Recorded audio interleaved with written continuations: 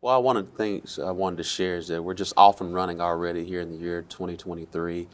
Very grateful for the 202, 591,000 Little Rock residents and what they do each and every day to ensure that we're growing forward. As you know, we just recently had our State of the City address, and I can definitely share that our State of the City is alive and well and moving forward. A lot of the great things are going on. One of the things I wanted to briefly share is how crime is doing. We're seeing a great reduction in crime so far. Overall crime is down 5% as compared to last year. And also overall crime is down 1% over the last 5 years. It really shows that our community violence reduction plan is working. There's always still more work to do.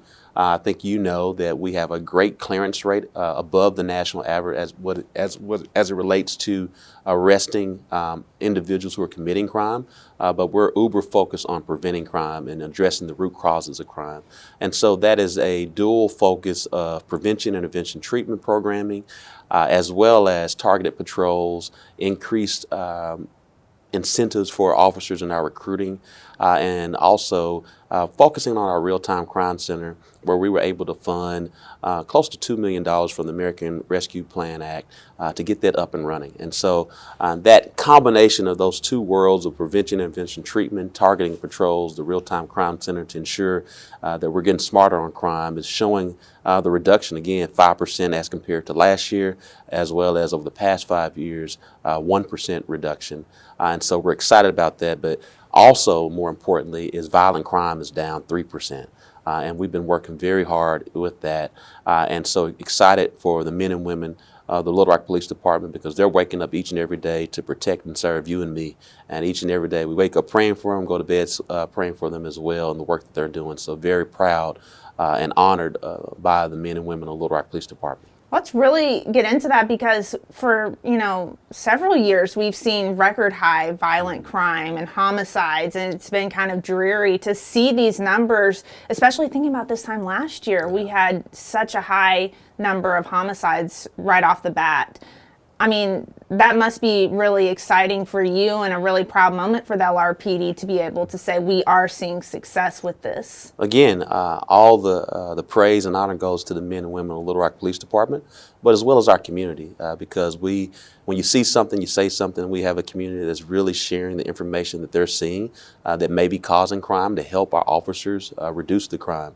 And again, the City of Little Rock Board of Directors and myself, we declared an emergency with the violent crime last year, and really put all the tools available to us to ensure that we had the resources for our officers, but also it wasn't just for our officers. We wanted to make sure that the community was involved and engaged, and that's the reason why the prevention, intervention, treatment programming has been very helpful, particularly for our youth and our young adults. And so to see this reduction in crime, it's extremely exciting. But again, we want to make sure everyone understands that, crime sometimes is an ebb and flow. And so while we're excited about it, we're not going to take our hands off the wheel, and going to continue to do all that we can to provide the resources for our officers as well as for our community organizations who are helping us prevent, intervene, and treat our youth and young adults who are involved in crime and the root causes of it. And you're continuing to put money into and resources like the summertime midnight basketball programs and the community violence reduction stuff. Yeah, I mean, when you talk about when I grew up as a young kid here in Little Rock, to have the Summer Youth Employment Program, where we're spending close to $600,000, maybe $1 million to fund jobs for our youth and our young adults. One, to make certain that they're getting the good soft skills. Two, but make sure they're staying busy during the summertime, because we want to do that and ensure that they're learning life skills at the same time. So we're excited about the Summer Youth Employment Program. As you shared, we brought back midnight basketball last year to ensure in the wee hours of the evening that our youth had something to do and not to do it anywhere else. And so to make sure that it was a very productive format in that standpoint. But also, we've had our social workers who we've hired, close to 3 to 4 social workers, first of its kind here in the state of Arkansas, to ensure that our social workers are helping out our officers so they're not responding to mental health issues, and they can respond directly to violent crime and property crime and things of that nature.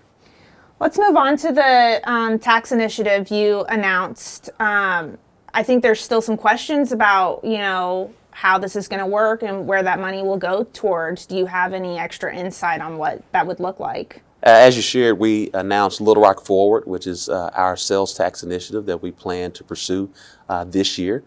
We gave broad concepts because we want to make certain that we're making a lot of time for our stakeholders to get their feedback before we announce the detailed plan. But the broad concepts really focuses on what I kind of share as the 4 Ps, and that's parks. As you know, we have 63 parks. We're a city in a park, and there's always additional funds that are needed to maintain the existing 63 parks that we have, but also to revitalize War Memorial Park and Hyman Park to ensure that War Memorial becomes our central park here in the state's capital city, but also to locate a youth multi-focus complex, whether that's to have baseball, basketball, volleyball, soccer, all located in the center of the city, and to bring more amenities to Hyman Park as well. And so we know these 2 anchoring institutions desperately need more dollars, and we want to focus on those to revitalize. But again, we got 63 other parks that we have to take care of as well that are all integral to the community where they reside within the city of Little Rock. So again, parks revitalization, public works, which is streets, drainage, sidewalks. Want to make certain that we're taking care of the potholes. We want to make certain that, when we see the cracks in our sidewalks, that we're focusing on those very basic things that clearly is the foundation to quality of life and place and economic development here in the city. And so we want to spend more money again on how do we resurface, repave our streets, focus on the historic drainage issues that we've had, new sidewalks all across the city.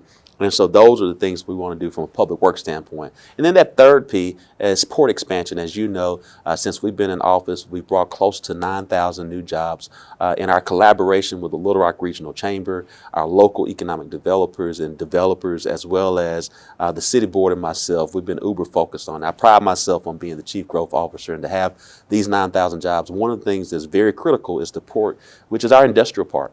Not only is it focusing on barges coming through, but also is a great location and land for a number of different companies to utilize our rail services. And that's the great thing about Little Rock. We have River Rail, Road, and Airway all here in the central part of the state, as well as downtown Little Rock.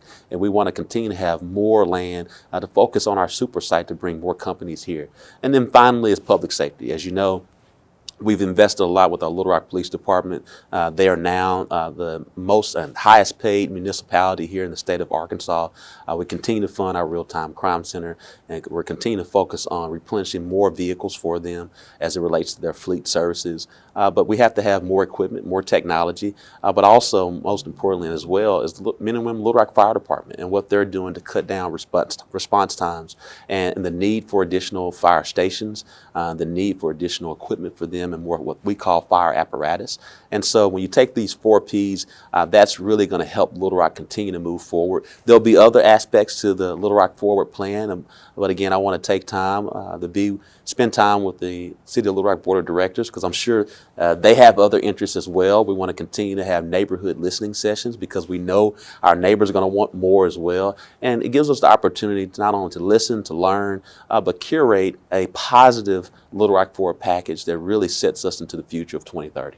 I'm curious, in the address you said, you learned lessons the last time around with Rebuild the Rock. Yeah. What were those lessons, and what's going to be different this year? I think it's no secret Rebuild the Rock failed. We learned lessons on how to approach it. And again, that's as we share, we're going to spend a little bit more time with the members of the City of Little Rock Board of Directors. We're going to do more listening sessions with the public, ensure that we're curtailing or curating the best package possible to win. And also we understand when we went after Little Rock, Rebuild the Rock, it was in the middle of a pandemic. We're now in the middle of inflation. However, we know our residents still have needs and desires that cost money, and we want to make certain that we put the best package forward, that they're willing to take on this cost, because the state's capital city is the lowest sales tax city in the state of Arkansas. However, we're the largest population center. We have many different folks who are coming into our city utilizing our services, and so it requires us to have more resources to do more for the existing residents, but also for the workers and the tourists who are all traveling here each and every day. Do you have a timeline of when this might be introduced to the board? Well, I think the legislature shared the times we can have a special election, so it'll either be this November or early March. Perfect. I want to touch a little bit on education and the community schools that you are expanding and you want to continue to effort.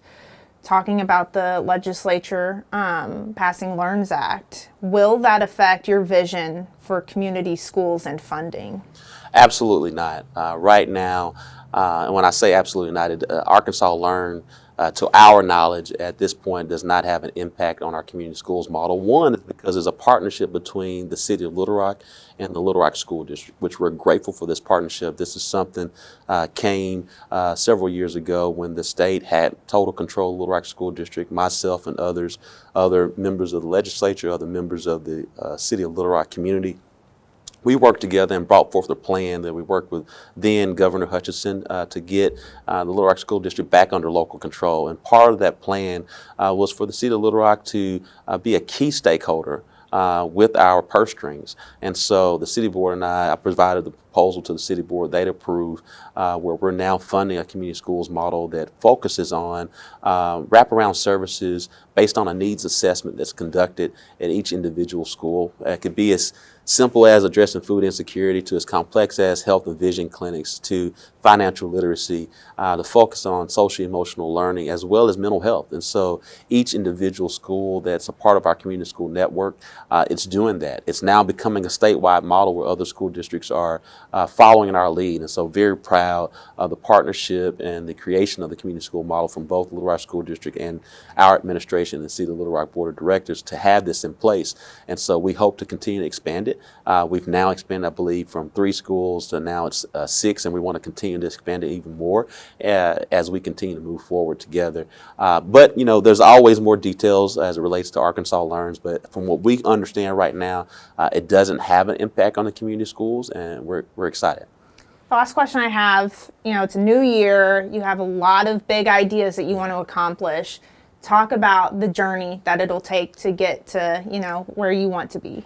Well, I can tell you, we got a lot of things done my first 4 years in office. I can tell you it wasn't always easy. And so we've had the ability to understand certain things, the ability to figure out how to navigate a little bit more smoother. But ultimately, the will of the people, they've elected me to lead, and we're going to continue to lead, focus on how we unite, grow, and transform this city. And so we got a lot on the drawing board, so there's always work to do. And again, it's all based on the foundation on how we unite, grow, and transform our city and how we move Little Rock forward.